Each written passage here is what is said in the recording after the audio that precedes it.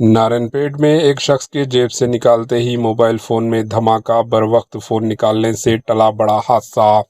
तेलंगाना के जिले नारायणपेट के उटुकुरु मंडल के बिजावुरु गांव में उस वक्त खौफ एराज फैल गया जब एक मोबाइल फोन अचानक जोरदार आवाज के साथ फट गया।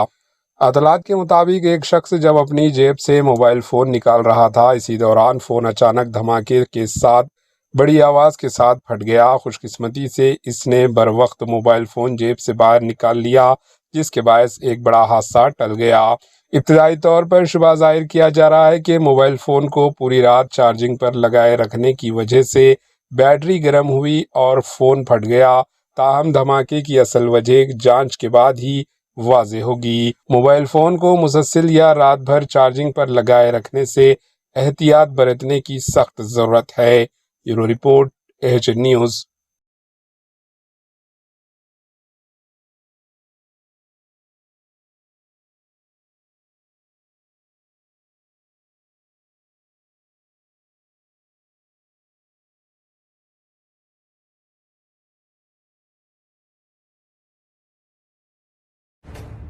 AHN न्यूज़ के YouTube चैनल को सब्सक्राइब करें और बेल आइकन को दबाना ना भूलें ताकि आपको हर नई आने वाली वीडियो का नोटिफिकेशन बर वक्त मिल सके।